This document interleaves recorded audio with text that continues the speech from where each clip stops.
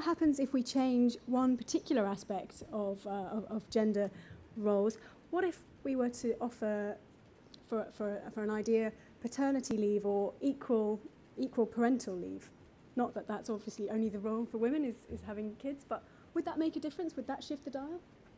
It could, to a point. The one problem that we've always got to recognise is that men and women, in terms of parity of pay, there's a real differential. And usually, certainly in our industry, women are paid 20, 30, 40% less than blokes. So if a woman is going to have, if there is a child in the equation, in a couple, who is going to step back in terms of who's bringing the most money into a household? So it's usually going to be the woman that steps back, because in terms of economics, that makes most sense. I think women are increasingly encouraging men to take that role, but it becomes an economic issue. So. Yeah, but at the same time, I think also we have to have a balance of paternity leave. Absolutely, I agree with you, and that's an issue. But even, you know, underlying that, you have to have it as an option at least for the paternity leave to be there. So I think that, you know, there needs to be that balance, absolutely. Yeah, look, I mean, paternity leave is great, but what about looking at ways in which workplaces can be more flexible and child and family friendly? What about creches? You know, Ian was chatting before about some amazing examples in the States of really great on-site creches. I think that would make a huge difference. I kind of think when we talk about maternity leave and paternity leave, we're kind of tinkering at the edges of workplace flexibility. I think we can be much more innovative and find, you know, whole new ways of making family and work fit together. Even working from home, I think Ian was saying earlier, America is much more advanced in terms of just allowing people to work at home, that flexibility. So if you've had a child, you've still got the capacity to be as productive from home rather than sitting in a workplace. I think that's probably a very functional way of looking at the problem and saying, yes, that would make it easier for some people to progress in their careers. And I think that was a lot of the feedback I got from my article was in that area. The second area I found, or feedback I got, was there are a lot of women who actually don't want to go back into the workplace and are quite comfortable doing what they're doing. And so I'm an idiot CEO for assuming that a woman would actually want my role, because I'm quite happy. My fulfillment in life doesn't come from being the CEO of a media agency. It comes from finding a happy balance, and they were comfortable with that. I think the third area, which is the most important area that got back to me, was attitude. And that was the old boys club, men only attitude and structure and organisational approach that many companies have. And while I think making it easier for women to come back into the workforce after having kids would be a step in the right direction, I don't see how that solves the more fundamental, bigger issue of the attitudes of certain men within the industry. Ian, you should explain that your wife was your boss. Because that well, you know, but really kind of, because that to me shapes exactly why all your attitudes have come from there. Yeah, let's not talk too much about my personal life. But, Mandy was indeed my boss, and you know, I don't know if that shaped any of my views on anything, but I think, yeah, let's leave it at that. So, is it the case? Do you think that because this environment is somewhat rigid and hostile and hierarchical, are women inherently less well suited to that environment?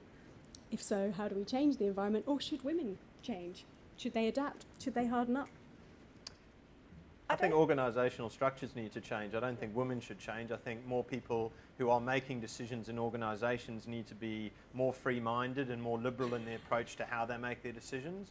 I think, you know, the whole structure of organisations has been built probably on a mentality that was built in the manufacturing era, where there was a person who was in charge, or in the armed forces where there was a corporal or a general who was in charge.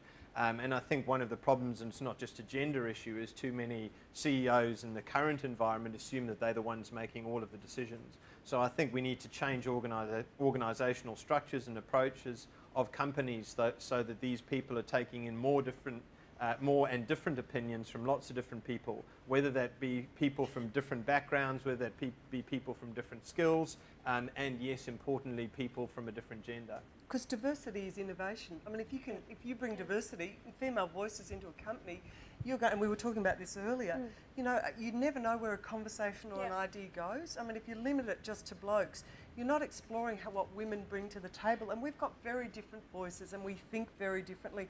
And I think companies miss out on that diversity by not including more women in the decision-making processes, either at CEO level or on boards. And as you said, Ian, it's a diversity of every kind, not just gender. You know, you could look at it from an ethnicity point of view. Any sort of diversity is going to... Sexuality, whatever. Yeah, everything. It contributes to ideas, and that's like the most exciting environment is one of diversity. So I think that's, yeah, absolutely. I mean, I think if you look at the whole-scale revolution that's taken place in the last 20 years around technology and how that's shifted our entire workplaces, imagine if we had that sort of scale of revolution around diversity and making workplaces that actually fit within people's lives. Get rid of this work-life balance nonsense. Work is part of life, so let's make our lives better, and that includes making our work better. How do we make it better for men? How do we make it better for women? How do we become more inclusive of people from different cultures and different races, people with disabilities? There's, you know, we're just so stuck in this 9 to 5, well, it's not even 9 to 5 anymore. Hell, it's like 8 to 8 mentality of being paid by how many hours you sit in a particular chair. It's just ridiculous. I just think we need to completely dismantle workplace structure and start again. Well, would you give us a start on how we might do that? Oh goodness, I'm just here to provoke. So, something that we talked about before was the idea of quotas, and to Peter's point that we don't really want to see women being rewarded for the sake of their gender, but would a quota system work? I just think that's really dangerous territory. For me, I just think that's, yeah, I wouldn't even touch that. If I knew that I was being promoted onto a board, because I know with top 200 companies, ASX companies at the moment, they're doing quotas. If I was told, you know, if I was promoted, even if I, you know, essentially deserved it, I'd never have that out of my head that, you know, that spot was only for a woman and perhaps that's why it was filled by me. I think that's just such dangerous territory to go down.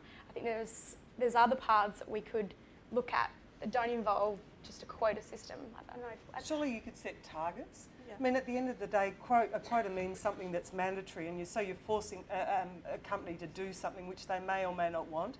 And on a personal level, I don't think that that's sort of...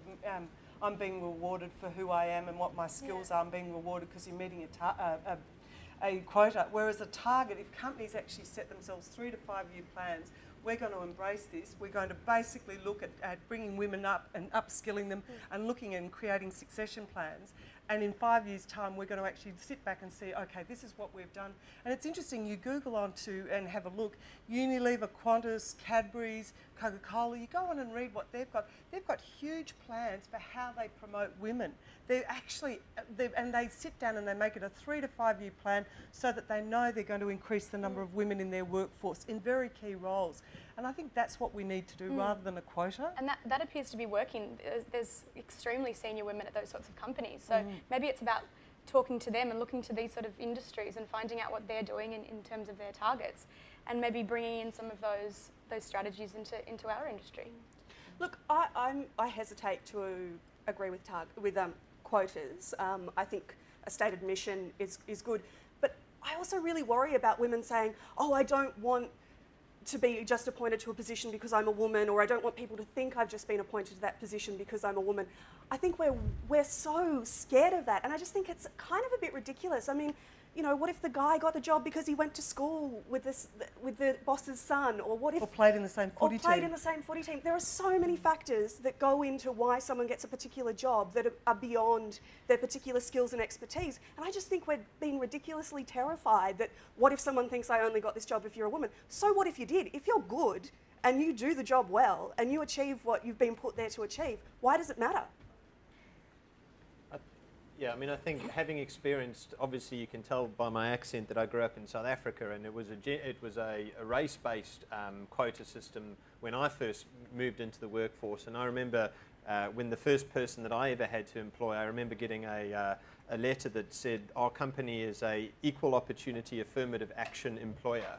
And I thought, okay, well, what the hell does that mean? Because those two concepts are totally contradictory.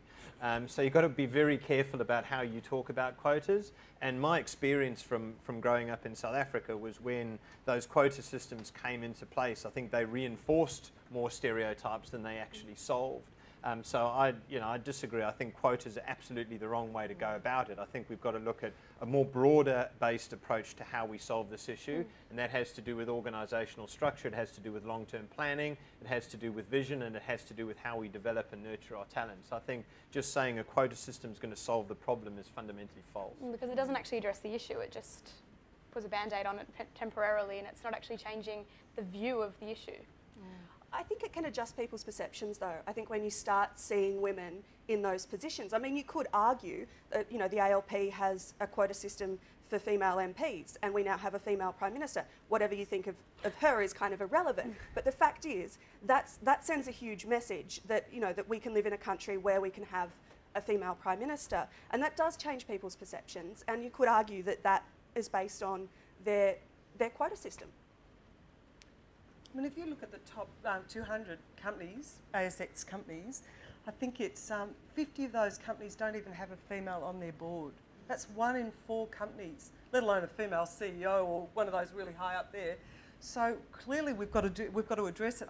We were talking earlier about the fact that sometimes where men are making decisions on whether we upskill women and employ them as CEOs or whatever, I think the key question you need to ask, and Joe Hockey once asked it of John Howard, and that is basically, would you want your daughter to have the same opportunities that you've had? That's the fundamental question that all males if males are making decisions, they need to be brought back either their partner or their daughter. Should they have the key opportunities that you had?